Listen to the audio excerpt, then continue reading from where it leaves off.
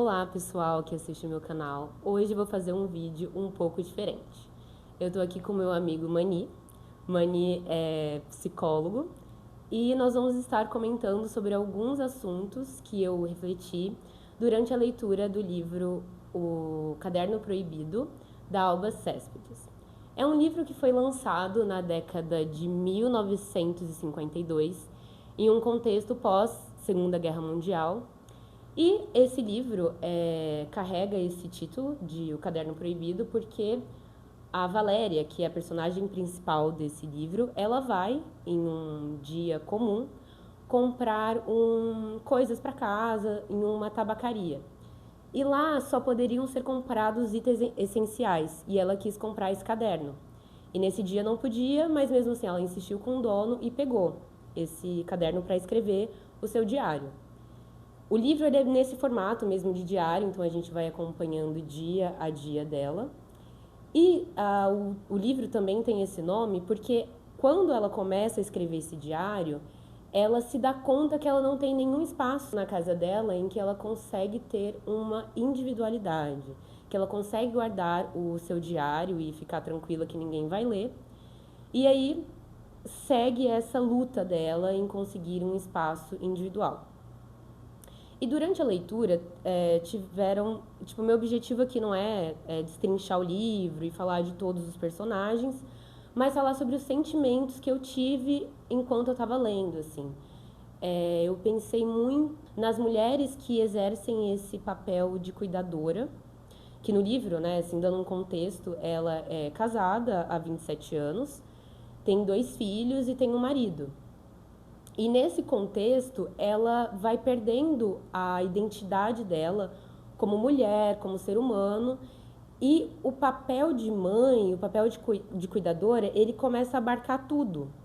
Então começa a influenciar inclusive como ela se vê, porque ela não tem um tempo no meio disso tudo para conseguir ser outra coisa além de cuidadora. Mesmo que esse livro foi escrito em 1950, nós ainda conseguimos ver muitas mulheres nesse lugar, que é de não ter a individualidade, de ter hobbies, de ter coisas que gostam, de chegar em casa e ter um tempo para dedicar a si ou coisas que não sejam dar a continuidade no trabalho com os filhos e com o marido.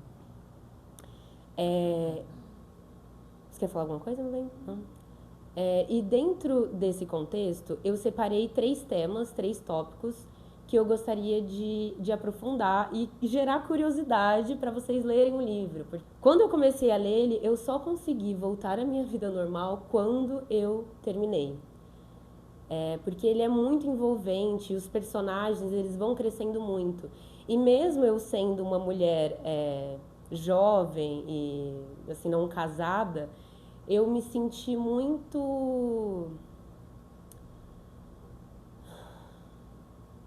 Eu me senti em muitas questões pessoais dela, compartilhando os pontos de vista e assim os medos e as angústias, porque o diário para ela foi esse lugar também de se encontrar, de saber quais eram realmente os desejos dela. E todo esse processo de enfrentamento, de conseguir se ver, acho que todos nós, como seres humanos, em algum momento a gente se conecta com esse lugar, assim, de procurar ser verdadeiro com a gente, ver se a vida que nós estamos levando é realmente autêntica. Aí eu... Quer que eu leia o primeiro tópico? Pode ser. Uhum. Então vai. Vamos fazer um comunicado de que eu vou ficar atrás das câmeras. Você falou, eu tô aqui com o meu amigo Mani, que não é imaginário, né? No caso, porque como eu não apareço no vídeo, pode dar a impressão de que eu sou um amigo imaginário, mas não. Mas não é, eu não falo sozinho em casa. Bom. Não filmando, né? Não filmando. Então vai.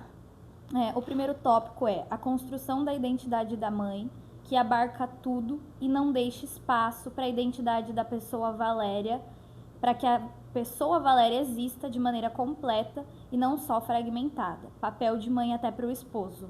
Você quer ler o trecho? E aí, tem esse trecho que me... Você quer ler, meu bem? Posso ler.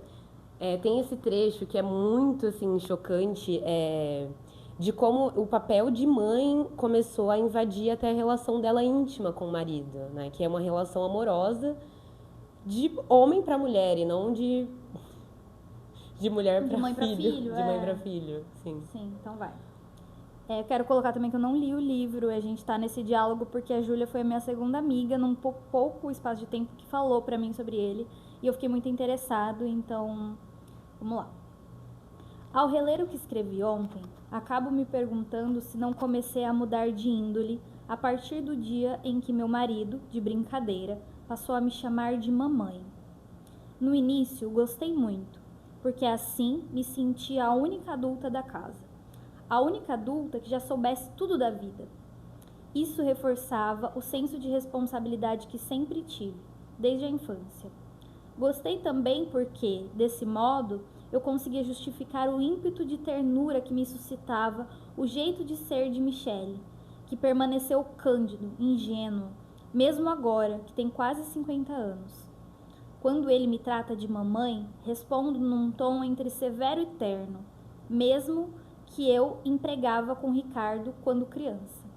Mas agora compreendo que foi um erro. Ele era a única pessoa para a qual eu era Valéria. Meus pais, desde minha infância, me chamam de bebê. E com eles é difícil ser diferente daquela que eu era na idade em que me deram esse apelido. De fato, ainda que ambos esperem de mim tudo o que se espera das pessoas adultas, não parecem admitir que eu o seja realmente. Sim, Michele era a única pessoa para a qual eu era Valéria. Para alguns amigos, ainda sou Pisani, a colega de escola. Para outras, sou a mulher de Michele, a mãe de Ricardo e Mirella. Mas para ele, desde quando nos conhecemos, eu tinha sido somente Valéria. Cara, é muito potente Esse trecho, né? esse trecho. Sim. Muito. Muito mesmo. Eu achei muito interessante você ter começado pela identidade. Primeiro porque é um diário, né? Sim. Um diário é onde você vai empregar os seus pensamentos, muitas vezes que não vão ser compartilhados com ninguém. E pro diário ela é a Valéria, porque é o diário dela. Não é um diário de mãe. É como ela poder tomar novamente um rumo de quem ela é. E isso dela falar que pro marido ela era somente a Valéria, que é isso também do lugar de você ser admirada, de você ser desejada, de você ser vista. De você ser vista, dos seus interesses. Porque se para todo mundo ela é mamãe, né? E agora até para ele ela é mamãe. É um trabalho. É um trabalho integral. Tipo assim, até no tempo, todo o tempo você vai estar fazendo aquilo, você vai estar exercendo a função, não há uma hora em que isso para. E supostamente dentro do casamento, o momento em que você estaria entre adultos, seria o único momento em que você não estaria servindo à maternidade. Mas se o marido passa a chamar ela de mamãe, e mesmo com 50 anos, ele tá ingênuo. Ela chama ele de cândido, ingênuo. Com 50 anos. Com 50 anos, o homem tá ingênuo ainda. E tipo assim, tu imagina tudo que ela teve que suportar pra continuar que ele ingênuo. mantivesse a ingenuidade. A ingenuidade é uma coisa que só se mantém sobre grande proteção. Bom, esse é o primeiro tópico. Eu acho que eu vou ler só um de cada, sabe? Tá, boa. E o segundo tópico é... Questão de tempo de solidão. Tempo para si.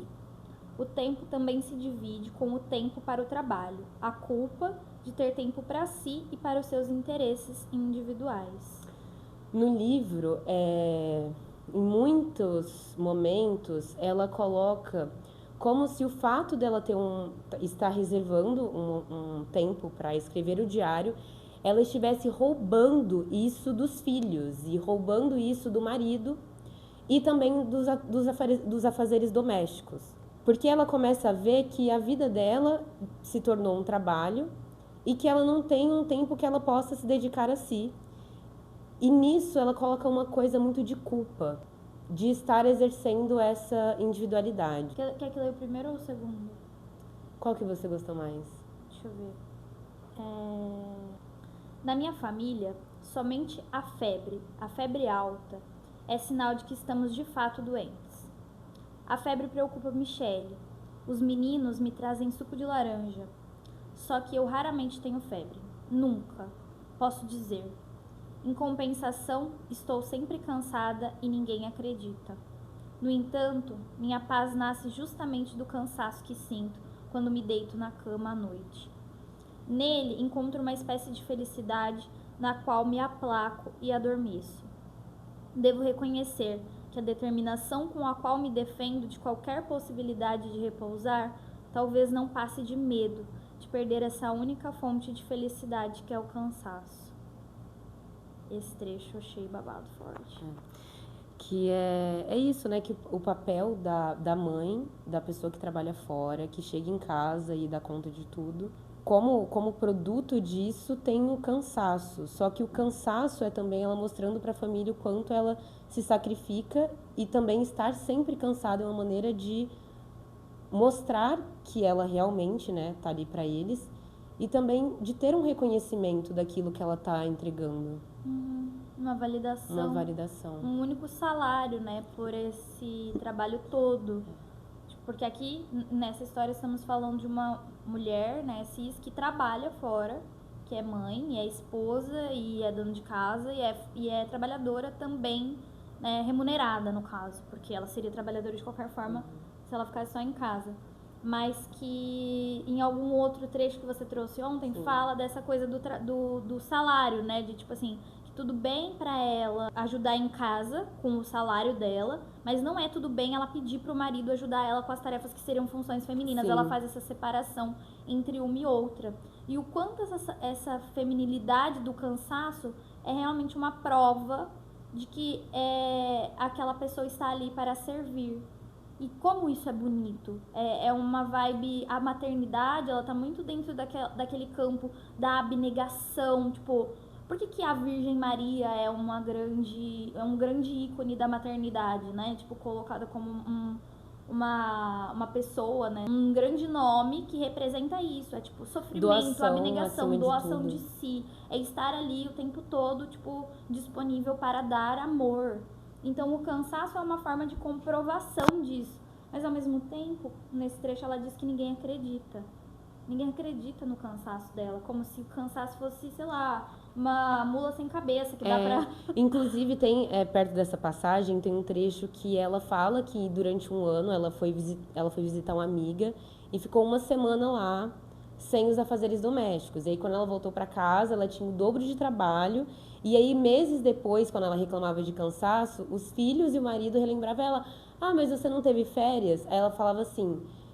eles não conseguem entender que se eu descansei uma semana no ano e depois de 3 meses eu ainda posso estar cansada. Férias, como se fosse realmente a responsabilidade. Sim, não. E como se realmente fosse um trabalho do qual só ela pudesse fazer. Sabe? Tipo, se você reclama de cansaço do seu trabalho remunerado. Como assim? Outra pessoa tá lá fazendo a sua função, você tem um mês pra descansar. Nesse caso dela, não. Ela voltou e as funções dela tinham se acumulado. Não é, tipo... Sabe? É um trabalho que você não sai, né? É um trabalho que você não sai e que você não recebe nada em troca. Não dá pra dizer que o amor paga, porque isso é o amor. O amor é o trabalho dela. Como ela demonstra esse amor por essas pessoas é pelo trabalho. E não ela é ressarcida pelo trabalho com amor. Sabe? Sim. O amor é ali. É essa materialidade de você manter o outro vivo, de você possibilitar pra ele tudo, desde tipo uma mesa limpa pra comer até a comida comprada no armário, feita, armazenada, tipo, olhem quantos processos dá pra desdobrar o amor, para que as pessoas não acreditem que ela está cansada de fato. E sendo que tipo, pela primeira vez ela tá conseguindo ter uma personalidade. E aí quando ela começa a se dar conta da personalidade dela, ela vê que boa parte de quem ela é servidão. E quem ela é sem isso? Coitada. Tem muitas partes do diário que ela fala sobre se arrepender de começar a escrever.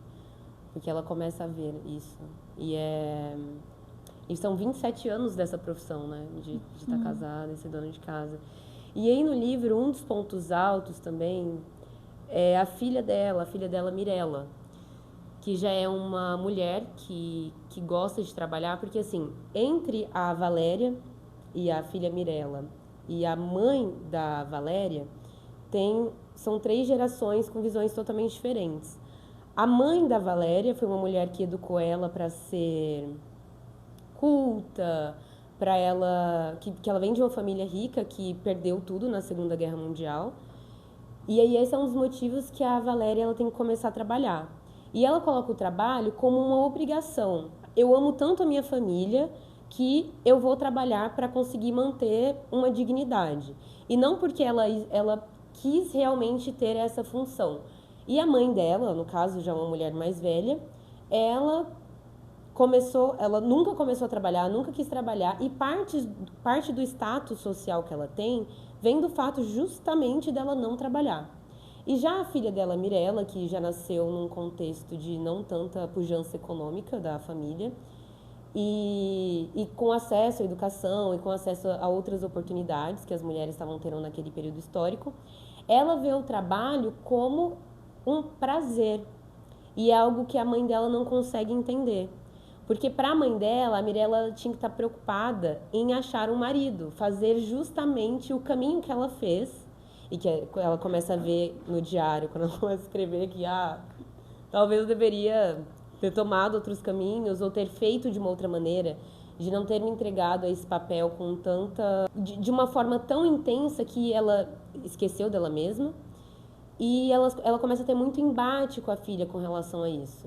E tem uns trechos que eu também trouxe para gerar curiosidade em ler o livro que eu achei muito, muito bons. Qual que você quer olhar aqui?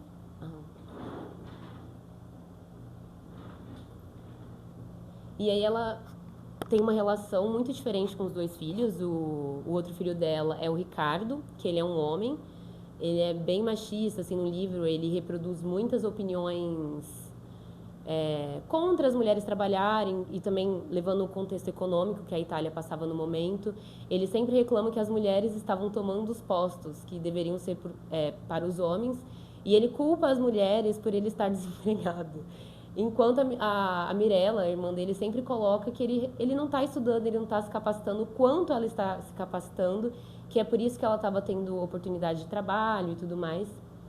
E aqui é um trecho que ela escreve sobre a relação dela com a filha e com esse choque de mundos e de gerações que ela está vivendo. Ela começa: eu nunca entendi Mirella, ao passo que sempre entendo Ricardo. Às vezes, penso que, se ela não fosse minha filha, para mim seria difícil lhe querer bem. Ela não se contenta em se deixar levar pela vida, ser amada como eu era na idade dela. Talvez seja porque os estudos para as moças eram muito diferentes naquela época. Eu jamais pensaria em ser advogada. Estudava literatura, música, história da arte. Só me faziam conhecer aquilo que é belo e doce. Mirella estuda medicina legal. Sabe tudo. Os livros eram uma dificuldade que precisei vencer aos poucos, com o tempo. A ela, porém, dão aquela impiedosa força que nos separa. Mirella sempre faz discursos difíceis. É sua forma de arrogância comigo. Eu disse que basta o casamento para liberá-la dessa autoridade, mas que a nova não será mais leve. Ela, balançando a cabeça, reclamava que é impossível nos entendermos. Você só conhece a autoridade familiar, ela dizia. É a única que a ensinaram a respeitar, sem julgá-la, mediante o castigo e o medo. E você, ao contrário, respeita o quê? Perguntei a ela ironicamente. Ela respondeu séria. No momento, a mim mesma. Disse que eu estou presa a preconceitos nos quais talvez nem acredite. Retruquei que, em todo caso, sempre paguei o que devia por esses preconceitos. Justamente, ela disse. Eu não quero pagar pelo que não aprovo. Falávamos disso hoje com papai à mesa. Você não ouviu? Não discordávamos. É verdade. Eles diziam coisas que às vezes eu também penso, mas que, quando as escuto, não ouso aprovar. E também tem outra passagem que eu separei para trazer, é que ela fala da diferença que ela e a filha dela têm com relação às certezas que elas têm na vida. E é que ela diz: o momento em que eu trouxe meus filhos à vida é o único que vivi com aquela consciência com a qual Mirella executa todas as suas ações. Essa consciência que a libera do sentimento feminino de culpa, que sempre pesa sobre mim, me oprimindo. Então aqui mostra claramente a diferença entre as gerações, assim, da filha dela ter mais agência e desejo e conseguir bancar o desejo. De tipo, eu quero casar ou não quero casar, eu quero trabalhar, escolher a profissão, eu quero ter filhos ou não ter filhos.